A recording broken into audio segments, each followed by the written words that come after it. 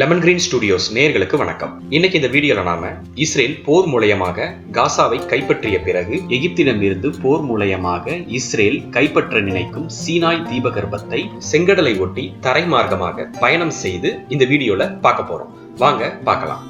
இப்ப நாம செங்கடல் பகுதியில் அமைந்திருக்கும் இஸ்ரேல் எல்லையான எய்லட் துறைமுக பகுதியை கடந்து எகிப்து எல்லையான டாபா இன்டர்நேஷனல் பார்டர் கிராசிங்கை கடந்து எகிப்து நிலப்பகுதியான சீனாய் தீபகற்பத்தில் நாம இப்ப பயணம் செஞ்சிட்டு இருக்கோம்.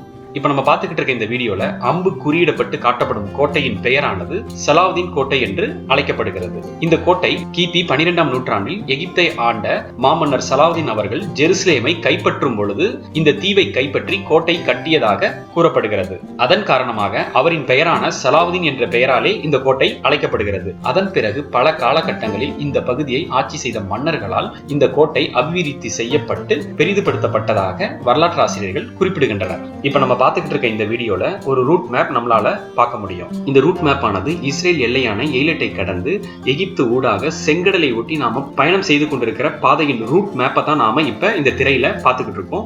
மேலும் இஸ்ரேல் மற்றும் எகிப்து நாடுகள் கிட்டத்தட்ட 220 கிலோமீட்டர் நீளமான தரை எல்லை பகுதியை பகிர்ந்து கொள்கின்றன. இந்த தரை எல்லை பகுதியை கடப்பதற்கு 2 பார்டர் கிராசிங் அமைக்கப்பட்டிருக்கு. ஒரு பார்டர் கிராசிங் ஆனது மத்திய தரை கடல் பகுதியில் இருக்கும் காசாவை ஒட்டி அமைஞ்சிருக்கு. அந்த border crossing Rafah border crossing என்று அழைக்கப்படுகிறது. அந்த ராஃபா பார்டர் கிராசிங் ஆனது காசா மற்றும் இஸ்ரேல் போரின் விளைவாக அடைக்கப்பட்டிருக்கு. தற்பொழுது இந்த ராஃபா பார்டர் கிராசிங் பிணை கைதிகள் பரிமாற்றம், உணவு மற்றும் மருந்துகள் கொண்டு செல்வதற்காக சில சமயங்களில் மட்டும் திறக்கப்படுகிறது.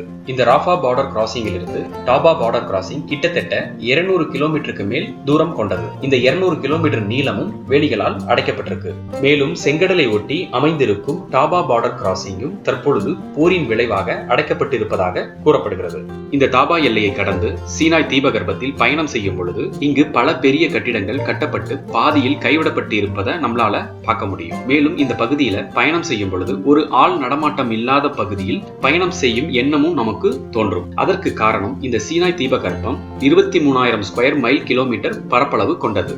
கிட்டத்தட்ட நம்ம கேரள மாநிலத்தை விட 1/2 மடங்கு கூடுதல் பரப்பளவு கொண்ட பகுதியாகும். இந்த பெரிய நிலப்பரப்பு கொண்ட பகுதியில கிட்டத்தட்ட 6 லட்சத்துக்கும் குறைவான மக்கள் மட்டுமே வாழ்வதாக கூறப்படுகிறது. இந்த எகிப்து நாட்டின் மக்கள் தொகை என்று பார்த்தோம்னா கிட்டத்தட்ட 11 கோடிக்கு மேல கொண்டது. அதில் வெறும் 6 லட்சத்துக்கும் குறைவான மக்கள் மட்டுமே இவ்வளவு பெரிய நிலப்பரப்பில் வாழ்வதற்கான காரணம் என்னன்னு பார்த்தோம்னா எந்த சமயமும் இஸ்ரேல் நாடு இந்த சீனாய் தீபகற்பத்தை போர் மூலமாக எகிப்திடம் இருந்து கைப்பற்றக்கூடும் என்ற அச்சத்தின் காரணம் என்று கூட நாம கூறலாம். இஸ்ரேல் இந்த சீனாய் தீபகற்பத்தை இதுவரை 2 முறை போரின் மூலமாக எகிப்திடமிருந்து கைப்பற்றியிருக்கு. மேலும் இந்த 2 நாட்டின் எல்லைக்கோடானது 1908ஆம் ஆண்டு இஸ்ரேல் பகுதியை ஆட்சி செய்து கொண்டிருந்த ஓட்டமன் மன்னர்களும் எகிப்து பகுதியை ஆட்சி செய்து கொண்டிருந்த பிரிட்டிஷாரும் இணைந்து ஒரு எல்லைக்கோடை உருவாக்கி வரையறை செய்தனர். அந்த எல்லைக்கோடு தான் இன்று வரை இஸ்ரேலும் எகிப்தும் பின்பற்றுகின்றனர். அதனைத் தொடர்ந்து இஸ்ரேல் என்ற நாடு 1948ஆம் ஆண்டு உருவாக்கிய பின் இஸ்ரேல் 1956ஆம் ஆண்டு எகிப்து மீது போர் தொடுத்து இந்த சீனாய் தீபகற்பத்தின் பாதிக்கும் மேற்பட்ட பகுதியை கைப்பற்றியது. அதன் பிறகு ஏற்பட்ட அமைதி உடன்படிக்கையின் காரணமாக 1957ஆம் ஆண்டு எகிப்திடமே இந்த பகுதியை ஒப்படைத்தது. மேலும் 1967ஆம் ஆண்டு 6 டே வார் என்று சொல்லப்படும் போரில் இஸ்ரேல் இந்த சீனாய் தீபகற்பத்தை சுயஸ் கேனல் வரை உள்ள அனைத்து பகுதிகளையும் எகிப்திடமிருந்து கைப்பற்றியது.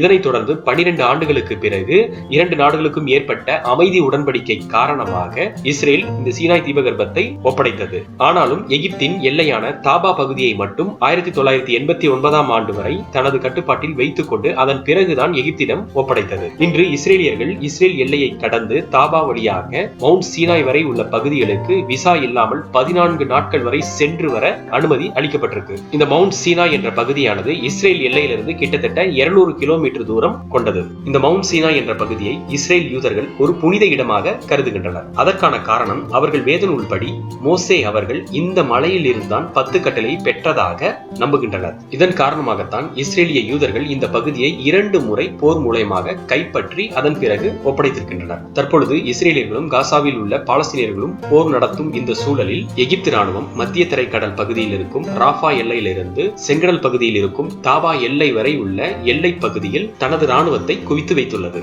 இதற்கான காரணம் காசாவில் உள்ள பாலஸ்தீனியர்கள் எகிப்துக்குள்ளே சென்று விடாத வண்ணம் தடுப்பதற்கென்ற காரணம் கூறப்பட்டாலும் இந்த இஸ்ரேலிய ராணுவம் எகிப்துக்குள்ளே சென்று சீனாய் தீபகற்பத்தை கைப்பற்றிவிடக் கூடாது என்ற காரணத்துக்காக செய்வதற்காகவும் எகிப்து ராணுவம் குவிக்கப்பட்டிருக்கு. இதுவரைக்கும் இந்த வீடியோல சீனாய் பகுதியை வரலாற்று தகவலோட பார்த்தோம். இது போன்ற பல வீடியோக்கள் நம்முடைய சேனல்ல ஏற்கனவே பதிவேற்றம் செய்யப்பட்டிருக்கு. குறிப்பாக இயேசு பிறந்த பெத்லகேம், இயேசு அடக்கம் செய்யப்பட்ட கல்வாரி மலை கல்லறை, மேற்கு சுவர் போன்ற பல வீடியோக்கள் பதிவேற்றம் செய்யப்பட்டிருக்கு. இது போன்ற பல வீடியோக்களும் அடுத்தடுத்து நமது சேனலில் பதிவேற்றம் செய்யப்படும். அதுவரைக்கும் நம்ம சேனலோட வீடியோக்களை பாருங்க, லைக் பண்ணுங்க, ஷேர் பண்ணுங்க, மறக்காம சப்ஸ்கிரைப் பண்ணுங்க. நன்றி, வணக்கம்.